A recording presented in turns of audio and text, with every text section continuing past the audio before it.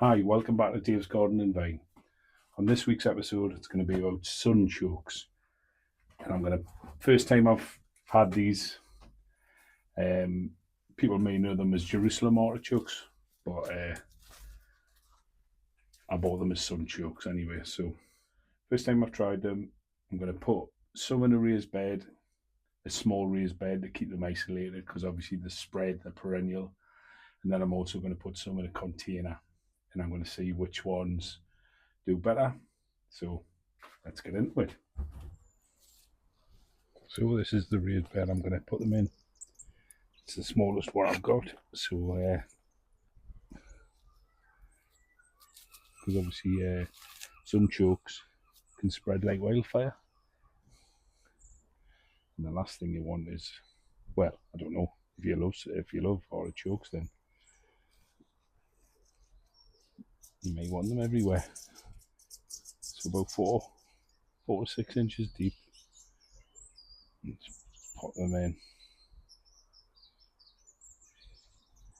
And then cover them back. And obviously this bed's had the same on it. It's had the chicken manure, it's had the strulch. And then give them about 60 centimetres. So, why am I testing this? Firstly, I've never grown sunchokes before, so I find that interesting. That's something I like to get into. They're known to spread, and that's something that I want to control. And also, I have limited space, so doing in a raised bed and also in a container is a great experiment. So I'll get 3 in a row. So they're very similar to how you would plant potatoes, but they don't need to be chitted at all. And the thing is with artichokes, or sunchokes, whatever you want to call them, they're like sunflowers basically. So they do have they can grow as high as 2 meters. And like I said, they can take over your garden if you let them spread. So I think this size raised bed's perfect. Keep them under control. And do one more. I'm going to just put this one centrally at the back. And then I can grow things around them as well in between.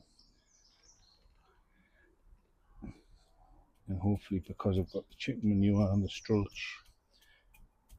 there's plenty nutrients, there's plenty worms.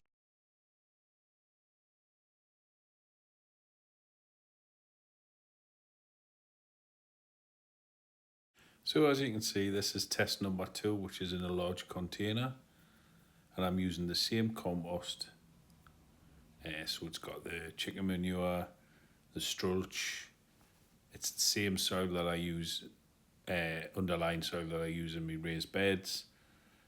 It's the same time of planting, and it's the same location. I'm going to be keeping this large container pretty much right next to where that small raised bed was. So it's as fair as it can be. Obviously, like, people say they're worried by sunchokes, and this got me thinking, like, so why's that? It's obviously because they can spread, and they can spread like wildfire, because you can harvest them, but if you leave any sunchokes in the ground, they'll just sprout again. So they'll keep coming back. So to me, that's why I've done this sort of test experiment. One in a raised bed, one in a container. So they're both not going to take over me garden, but I want to see which one works best. People also say they're hard to remove, and that's another reason why, if for some reason maybe I don't like the sunchokes, because this is the first time I've grown them, me and the family may not like them, so I'll take them out and try something else in these beds or containers. But I think it's the fear that it can take over your garden that drives most gardeners to maybe not grow sunchokes. So I'm just finishing them off with a bit more strulch just to protect them slightly during the frosty weather. So, what's my prediction? Personally, I think the one in the pot will control the sunchokes better. but I'm kind of thinking the ones in the ground in the small raised bed will grow bigger, but we'll have to wait and see. So there'll be plenty of follow-ups, and I'll share which one's winning over the season. So hopefully you like that, and I'll catch you in the next one.